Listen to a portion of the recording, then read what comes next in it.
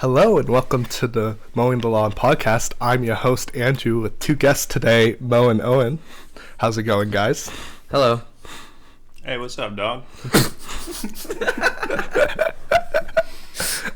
And today we have a bit of a bonus episode, and we are going to do NBA Nuclear Hot Takes. And just for record, today is the 22nd Of December of December. 2023. Yeah. This is your cue. If you don't like basketball, click off the window now. Or if you're behind and you don't want spoilers for the 2023 season, just skip to the next episode. Do you feel like a lot of people record like basketball games that much? I think a lot of people do. More people than you realize. Some people start from season 1 and just work their way through. Oh, yeah. If they're just getting into basketball. I think there's a shocking amount of people that don't watch basketball games and then like just catch the highlights on YouTube or TikTok, and that's their only source of like how good players are doing. That's kind of why Bol keeps getting re-signed, because like his highlights look phenomenal in just like a vacuum, and you miss all the like dumb turnovers and stepping out of bounds for like no goddamn reason. Like all you see are just the Twitter highlights and the memes. He looks like a great player. Yeah, he looks like exactly like Kevin Durant. But if you see the finished product, he doesn't look that great. Bobo averaging under 1 point a game this season. I'm surprised it's even that. 0.7. Also, the same team as Kevin Durant. Yeah. Also, just for the record, not a Bol hater. I thought it's like pretty cool who he is. Sounds like you're a Bol hater. It does. But it's like I don't know. I'm just out on the guy, but I'm still in on him. If that makes sense. Fair enough. So for nuclear NBA takes, I will start us off, and just for clarification, these are nuclear takes. These aren't hot takes. No. These aren't like super spicy, flaming hot No. Diablo sauce takes. These are nuclear takes. Yes, like these are- Chernobyl fallout takes. These are Stephen A. Smith on a crazy day takes. Who was on crack? Sorry, I had to get my Stephen A. Smith impression out. And this one's related to a team we went and watched yesterday. Three of us went to watch the Detroit Pistons play the Jazz, who are down 3 starters and still managed to lose. And my take is that if you took the Pistons and you put them in a decent college conference, that they would not be able to sweep the season. Like, one team would manage to get a win from the Detroit Pistons. Like, if you put them in the March Madness tournament, they won't necessarily win. No, I don't think they would win. You think they'd drop a game somewhere. You think they'd make Final Four? Yeah, no. Yeah. No. I think it's just a random team. Yeah. One night, Cade Middle doesn't Tennessee. do well. Cade's has 4 points before half. Boban isn't shooting well. Isaiah Stewart flagrant fouls out. Jalen Duren's still injured, and then Ivy has a bad shooting night. I think like a college team could get hot and actually beat them. People might argue that's not nuclear. College. I think that's pretty nuclear. Like, college, that only maybe one player or two get drafted from a college team, and I don't know. This Pistons team's that bad. So, do you remember? It was like a meme, like 2017 or 2018, when Duke had Zion, RJ Barrett, and Reddish. Right? Oh yeah. So it was like a meme if like. I wonder who else was on that Duke team. Yeah, well, it was like 3 top 10 picks, pretty much guaranteed, and it was a meme of like how many NBA teams could Duke beat, and I think that Duke team could beat the Pistons right now. Yeah. With college level Zion, Reddish, and RJ Barrett. Yeah, I don't think that's crazy insane, but I still think like the talent discrepancy between the NBA and college is pretty huge, especially considering a lot of teams in March Madness. But I think that's a phenomenal nuclear take. Thank you. I'm just trying to look. Oh, it's 2018. That Duke team. Let me see who else was on. Like they could probably beat the process Philadelphia 76ers. Right, and The shitty Hornets and then the shitty Pistons. You don't need to say the shitty Hornets. That's just a any Hornets team. I think Trey Jones was also on that Duke team. That's another guy that you gotta. is. I think he's on the Spurs. I think NBA player, right? Zion, Cam Reddish, Yeah, those are the only notable guys on that Duke team. But still, 3 NBA players against this Pistons team, that might do it. All right, who wants to go next? I can go next. So if you think about players and the teams they get drafted to, and certainly some players get unlucky with the situations that they are in. Like if you're a very good point guard and you get drafted to a team that already has a very good point guard, that's pretty unfortunate because it's going to rob your minutes and developments.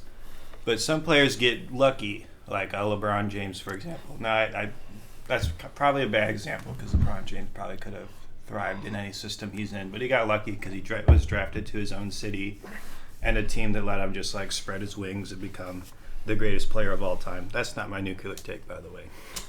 My nuclear take is that there's no player that I think got luckier than Klay Thompson. And now, don't get me wrong, I think that Klay Thompson's a very good basketball player. Sure. But if he gets drafted to like Sacramento or Charlotte, Or 2022 to 2023 Pistons. yeah, he's probably kind of viewed as like a Chris Middleton and not like a person that you're going to build statues out in front of your stadium. Mm-hmm. I think he got lucky that, one, he was playing next to Steph Curry, who creates more gravity than Jupiter. I think he got lucky that he was drafted to a team with Steve Kerr as his coach that let him shoot, like 12 threes a game and not yell at him, because that was not a thing when he was drafted. Like, you were not allowed to shoot that many times, no matter how good you were at shooting. And certainly he helped the Warriors dynasty as their fourth best player, but has only been a detriment, admittedly since he got injured, but a detriment because his contract is way too high based on his production and has probably robbed Steph of at least one ring. So that's my nuclear take, is that Klay Thompson got lucky, and given different circumstances, we would view him much differently. Yeah, I get that. Like, the amount of freedom he has to shoot, the amount of space he has to shoot, to chuck up that many threes in a game is basically because he was on the same team as Steph Curry. Like, I think on any other team where he's the first option or the best shooter on the team, he's not getting all those looks. He's not taking all those shots. I think that your nuclear take should be that Klay Thompson cost Steph Curry one ring, because that's a bold take. Which one? Which one did he cost? I think the most recent one. I think with Steph had a crazy season last year, and the Warriors Nuggets series. Klay was not good that series. No, sorry, the Warriors Lakers series.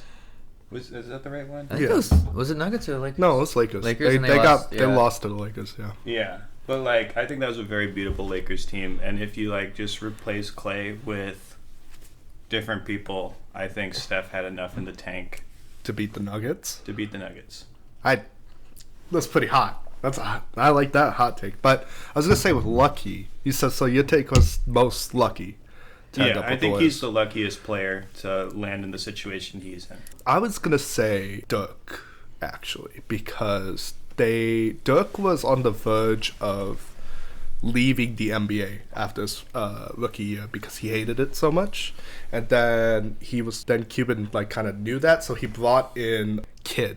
Right, and Kidd took him under his wing and let him stay, got him comfortable in the NBA. And I think if you didn't have Kidd on that team, then we don't know. Never would have been the player you would have been. No, we don't know who Dirk Nowitzki is today if he wasn't drafted to the Mavericks. But that still had to take good managing from Cuban. Someone actually putting in the effort and finding someone for him. He didn't just fall into that situation. I'm also not sure it was Cuban. Could have just been general manager at the time. I don't know. This is off the top of my head, but if it's not Cuban, we can beep it. Censor out Cuban's name. But they brought in, the Mavericks organization brought in a guy to help Dirk actually settle himself down, and then he became Dirk. But I think that's a pretty hot take. Yeah, to temper that take just a smidge, I think Klay adds one and takes away one. Oh, okay. Because maybe 2016 doesn't happen without Klay. Maybe it does, though. Who knows? Okay, Mo. Yeah. All right, so my hot take isn't going to be player related. I'm going straight to the top. Adam Silver's too soft. He came out strong. One of the very first things he did as commissioner was the whole Donald Sterling thing and just straight up banned him from NBA as a whole. which I thought was really cool. A way to come in, make your stand, create who you are as a commissioner. But since then, I feel like he's sort of just been coasting off of that the entire rest of his tenure as commissioner. Most recently exampled with the whole Miles Bridges situation. Hasn't shit about that. That dude's still playing. Don't think he should be in the league. I think if he's going to be as harsh as people that are as disgusting as Donald Sterling and is going to continue it on with, he needs to keep making those stands as commissioner. I don't think that's nuclear hot take. You don't I think think? that's I think I agree with that. I don't think Sterling came out the gate hot, but then just kind of Silver. sorry. Well, Sterling did Sterling- come out the gate. he left the gate hot. No, yeah, Silva came out the gate hot, and then you're right. Did not. I think because Sterling came out. I mean, God, again, Silva came out the game hot. That we kind of forget what a commissioner is, and a commissioner is basically what the owners want. Like, he reports to the 32 owners.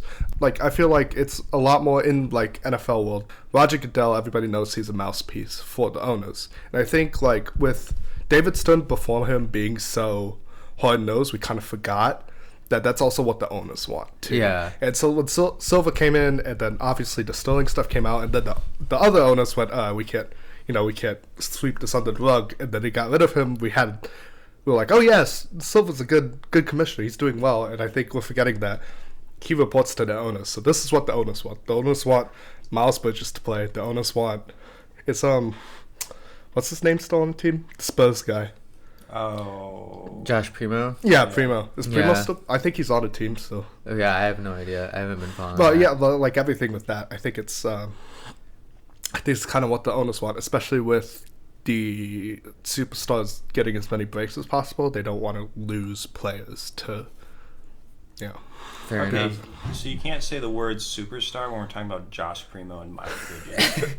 I mean, No, Miles no. Bridges was an all-star. I was saying with the superstars, they don't want to lose other players too. Not that Miles Bridges and Josh Primo are superstars.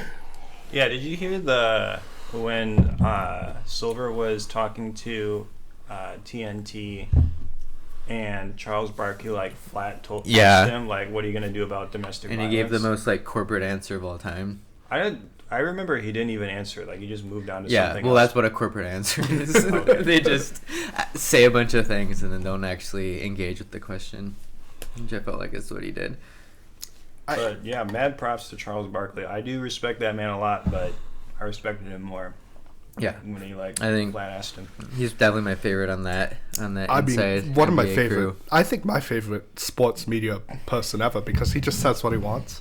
Hey. And that's so because he's not trying to be hot. His hot takes are what he actually believes in. He's not like a Stephen A. where he's just going He's on. not doing it because it's No, a crazy it's take. He's it's doing what it because he that's wants, what what he wants to say. And not only that, I mean, everything else about Charles Barkley has just been so awesome. It's gonna be really hard when he retires, whatever he does. Oh, I only interrupted you because you said something that was a freezing cold take, and that Charles Barkley is your favorite media personality, and this is the Nuclear Hot Takes channel. So I'm sorry. Smooth Johnny Kane is the Yeah. future of NBA Pistons broadcasting. So that is unfortunate, but is probably going to be true. It's true for sure, but I hate the dude. Yeah. Have you listened to Johnny Kane call Pistons game? Yeah, when he fills in for Blaha. Yeah. Yeah.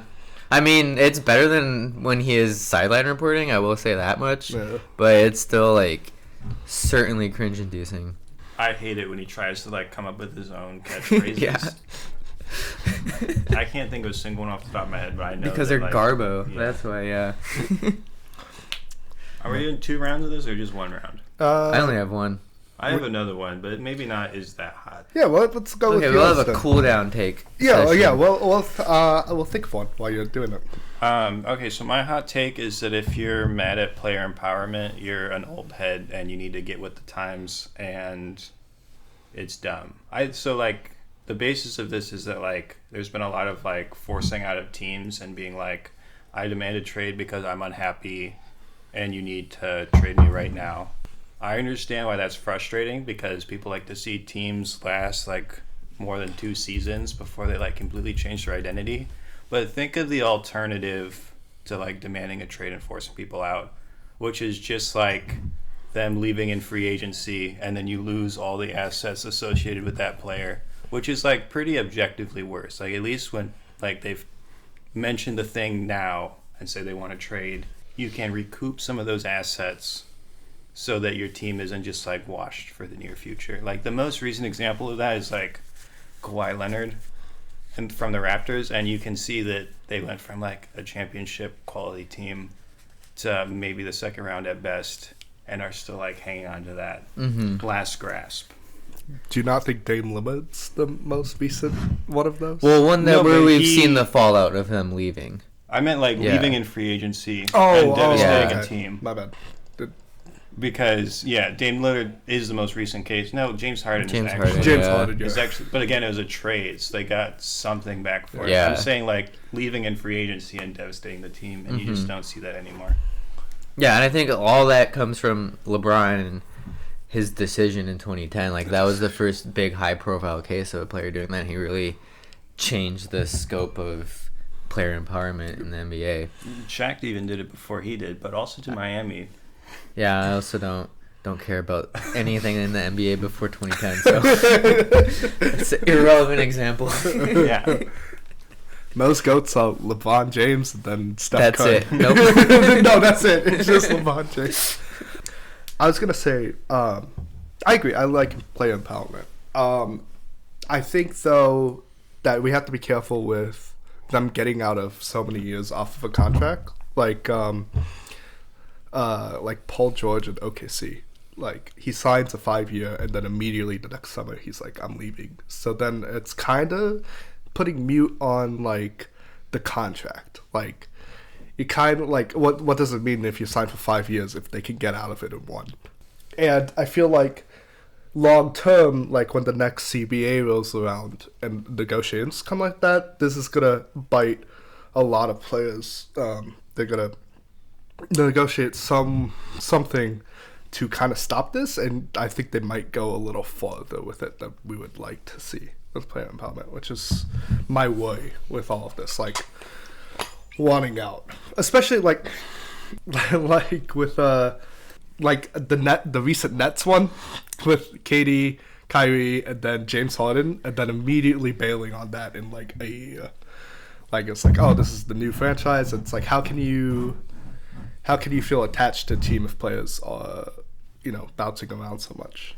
But, like, same thing could be said about Drew Holiday in Milwaukee. Like, he was such a popular player there. He liked being there, but then he got traded away by the owners with no warning to the Celtics.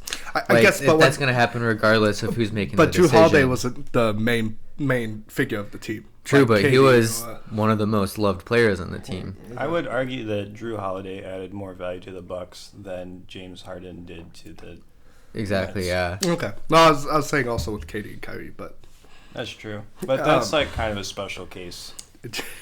I mean, anything with Kyrie is a special case. Yeah, maybe it isn't a special case, and like history will show like more super teams kind of like build up and die down. But I do think that was kind of a special case with a lot of factors. But that's my not quite so nuclear hot take. Yeah, I like that. It's a good one. I'll go next. Okay.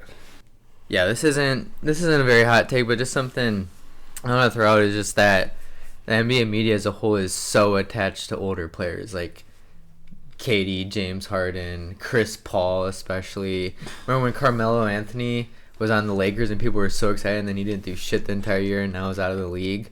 They'll push all these old aging players for media and for interest when I feel like they should be focusing on the younger talents.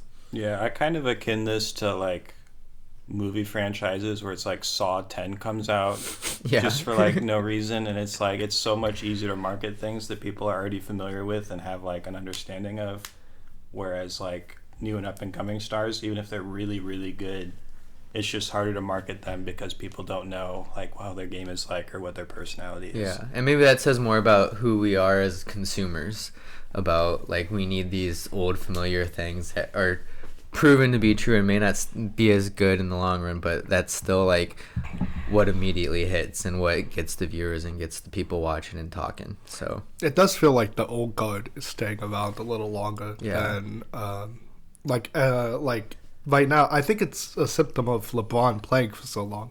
Like, 'cause Absolutely. he's And still just the face. sports science getting better. Right.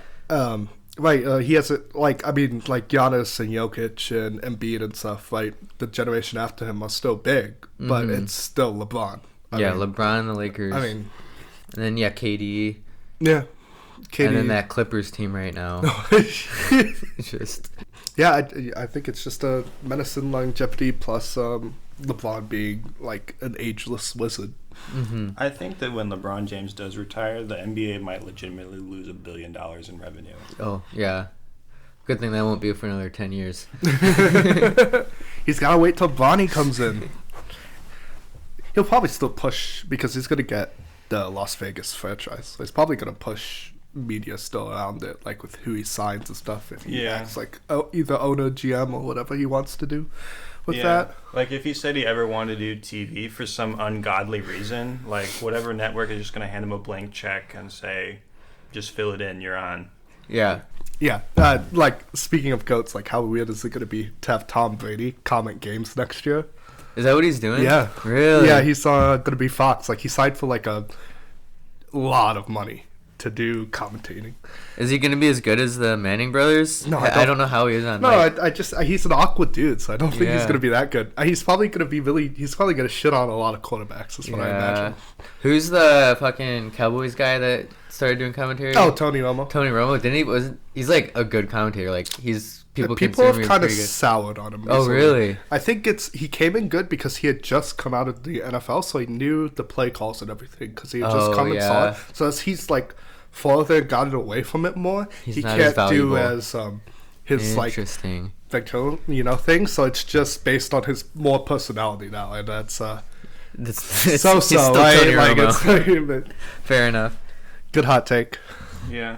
My favorite is a different Cowboys player, Jason Witten, who retired from football, did commentary, was not good at it, and then kept playing football because that's what he was good at. I guess it's back to me for another hot take. Not as nuclear though. Not as nuclear. Unless you want to turn the heat back up, it's getting a little cold in here. Okay, you want me to turn it back up? I have a hot one after you, so Oh, you got one? yeah, but I want you to go first because I Okay. think it's funny if I do this one last. Okay. I think that there's a good chance the Timberwolves could be knocked out in the first round. One seed out in the first round. Yeah, if they maintain the first seed Yeah. up until the playoffs. I just think the West is so deep. I don't know, because, yeah, you're right. A lot of that Wolves team isn't really proven in the playoffs. Like, you've got Gobert, who's won a few series, but Cat and Ant haven't It'd be done shit in the playoffs. It would be right now the Rockets, but the Lakers are at 10 in the play-in, and the Phoenix is 9. yeah. So you might They'll might have to probably be up play. there by the end of the you season. might have to play Phoenix or the Lakers in the 8 or 7 seed. Yeah. And that's tough. I feel like whoever's the 1 seed might lose that game against finally together Phoenix team that's been dealing with injuries, or a Lakers team that pretty shit during the regular season and then comes together in the playoffs. Yeah, because they've got playoff Yeah. experience. Yeah. Yeah, my only thing on that is I think what's helping the Wolves a lot is that they have a very unconventional roster with like 2 very skilled big men that kind of throw a lot of teams off because it's hard to like game plan for if you're like playing a back-to-back or even just Yeah. like a couple of games because you just don't see it that often. But once you're like in a 7-game setting where you do like game plan for it, you could find some tricks around it. Try new things. Well, I'm just See gonna what say works. you go small at the 4, and you're gonna have to bring either Towns or Gobert out, and then you shoot threes, and then you're leaving. I mean, if we're talking like Lakers, right? Then you just have shooters, and you have LeBron drive on whoever is either Gobert or Cat that stays in Yeah. the middle of the box. I mean, yeah, there's nothing that's like harder to watch than Cat guarding perimeter players. Mm-hmm. Yeah, and that's like my little mini hot take. I think Cat ain't shit. But I am talking about the 2021 play-in champions, Yeah. Timberwolves. Right. So who knows? Might eat my words. We got to get these Timberwolves hot takes out now while there's still one in the West before they fall off. All right, you got one last one for us? Yeah, this one isn't necessarily about the NBA and more the fans of the NBA, but I think that if you're the type of person that has 2 favorite NBA teams during the regular season, you're psychotic. Okay, cool take. Let's end that there.